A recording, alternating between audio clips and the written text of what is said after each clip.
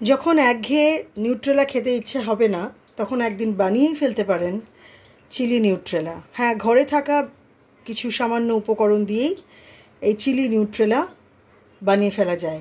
খুব সহজ একটা রেসিপি। আর এই রেসিপিগুলো আমি যারা বিগিনার্সদের জন্য করছি সিরিজ 1-2 করে, সেটা আমি এখনও সেভাবে থাম্বনেল করা হয়নি, আপনারা দেখতে পারবেন, আমি সেভাবেই লিখব তাদের জন্যই। যারা বিগিনার্স, যারা সবে সবে রান্না শিখছেন বা করছেন, তারা এইভাবে একদিন চিলি নিউট্রেলা বানিয়ে নিতেই পারেন। কারণ নিউট্রেলার নানান ধরনের রান্না হয়, আর নিউট্রেলা অনেকেই খেতে ভালোবাসেন না, কিন্তু নিউট্রেলা যদি এভাবে বানানো যায় তাহলে অবশ্যই ছোট বড় সকলের ভালো লাগবে।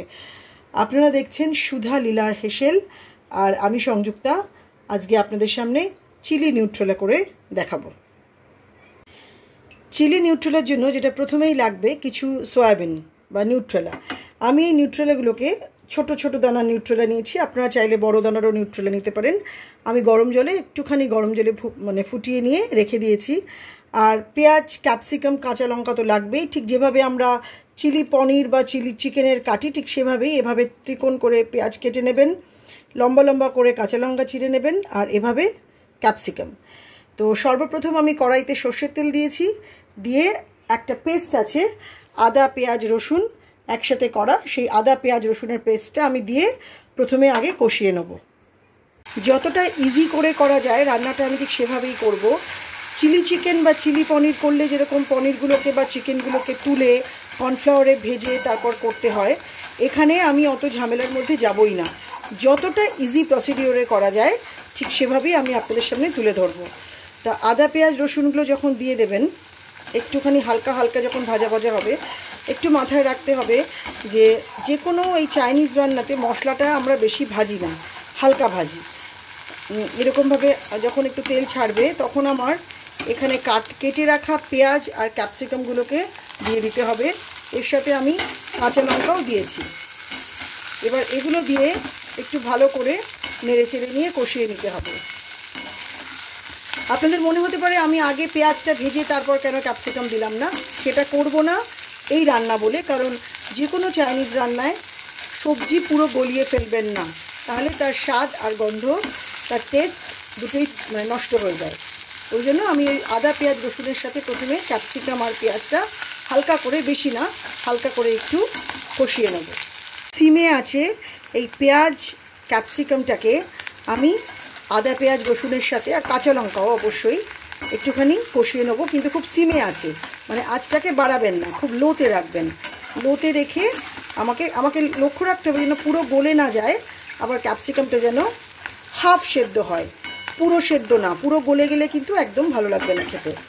তাই করতে এটাকে সমানে একটুখানি হালকা করে নাড়তে থাকবেন, কষাতে থাকবেন। এখানে কিন্তু কোনো জলের ব্যবহার করব না এখন, ঠিক আছে? এটাকে ভালো করে এরমভাবে কষিয়ে নিতে হবে। যখন মোটামুটি অনেকটা ভাজা ভাজা হয়ে যাবে, ঠিক এই অবস্থাতে আমি যে নিউট্রেলাগুলো আছে নিউট্রেলাগুলো দিয়ে দেবো। নিউট্রেলাগুলো দিয়ে আমি আবার একটু এই ক্যাপসিকাম আর পেঁয়াজ আর কাঁচা লঙ্কার সাথে আদা পেঁয়াজ রসুন যেটা আগে দিয়েছিলাম এটার সাথে ভালো করে আমি মিশিয়ে নেব। আদা পেঁয়াজ রসুন তো তেলে আগেই দিয়েছি, সাদা তেলে। তারপর আমি কি দিয়েছি, ক্যাপসিকাম আর পেঁয়াজ কাঁচা লঙ্কা দিয়ে নাড়াবার পরে আমি এই নিউট্রেলাগুলো এরমভাবে ভালো করে ওগুলোর সাথে মিশিয়ে নেব। আচ্ছা, যখন এখানটা কষানো হচ্ছে তখন এই সময় আমি একটা সস প্রিপেয়ার করে নেব। আমি গ্রিন চিলি সস নিয়েছি আমার এই টেবিল স্পুনের 2 চামচ। আমি সয়া সস নিয়েছি এই টেবিল স্পুনের 2 চামচ। আর আমি টমেটো সস নিয়েছি, টমেটো পিউরি নিয়েছি এই টেবিল স্পুনের 2 চামচ। প্রত্যেকটা 2 চামচ 2 চামচ করে নিয়েছি। একটা সস আমি প্রিপেয়ার করেছি, আর সসটা আমি কিন্তু ডার্ক সয়া সস নিয়েছি, আর আমি গ্রিন চিলি সস নিয়েছি। আর তার সাথে নিয়েছি 2 টেবিল চামচ টমেটো সস বা টমেটো পিউরি। সসটা আমার প্রিপেয়ার করা হয়ে গেছে। এবার এই সসটা আমি এটার মধ্যে দিয়ে দেবো। সসটা দেওয়ার পর নিউট্রেলাটা এরকম একটা খুব সুন্দর কালার হবে। এবারে আমি সসের বাটির মধ্যেই 1 চামচ মতো কর্নফ্লাওয়ার নিয়ে এখানে মেশাবো। কর্নফ্লাওয়ারটা গুলে নিয়েছি আমি এখানে, ওই ঠিক যে আমি স্পুনে দিয়েছিলাম মাপ চিলি সস, টমেটো সস আর ডার্ক সয়া সস, সেই মাপেরই এখানে আমি 1 চামচ আর হাফ চামচ 1.5 চামচের কর্নফ্লাওয়ার অল্প করে জলে গুলে নিয়েছি। কেন কর্নফ্লাওয়ারটা নেব? তাহলে একটু থিক হবে, একটু গাঢ় হবে। হ্যাঁ, মানে একদম তেল তেল হবে না, একটু গাঢ় হবে, সামান্য একটু ঝোল ঝোল হবে। এবার এটা দিয়ে আমাকে আরও একবার একটু ভালো করে মিশিয়ে নিতে হবে, নাড়িয়ে নিতে হবে।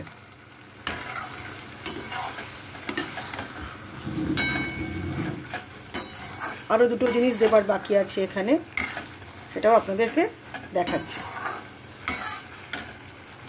এখানটা আমি কেন এই একটু সামান্য জল দিলাম, কারণ বড্ড শুকনো শুকনো হয়ে গেছিলো, যাতে একটু গ্রেভি হয়, ওই জন্য। আমি এখানে নুন দিয়েছি, নুনটা আপনারা আপনাদের স্বাদ মতো দেবেন, নুনটা একদম লাস্টে দেবেন, নাহলে গলে যাবে। এবারে এখানে এটা স্কিপ করতে পারেন বা চাইলে দিতেও পারেন। আমি একদম চাইনিজ রান্নার স্বাদ আনবো বলে আমি হাফ চামচ মতো এখানে একটু আজিনামোটো দিলাম। এটা অনেকেই খান না, না চাইলে আপনারা স্কিপ করতে পারেন, কিন্তু আমি এই চাইনিজ রান্নার স্বাদটা আনবো বলেই এখানে একটু আজিনামোটো দিলাম। আজিনামোটোটা দিয়ে ওটা একটু নাড়িয়ে নিতে হবে।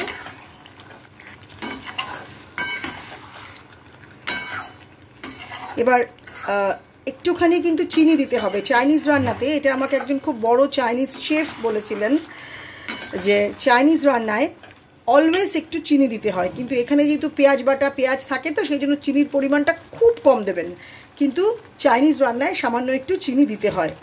তো এখানে চিনি দেবো, আর নামাবার সময় আমি একটু সাদা তিল দিয়ে গার্নিশ করবো, ব্যাস, তাহলেই হয়ে যাবে আমাদের চিলি নিউট্রেলা।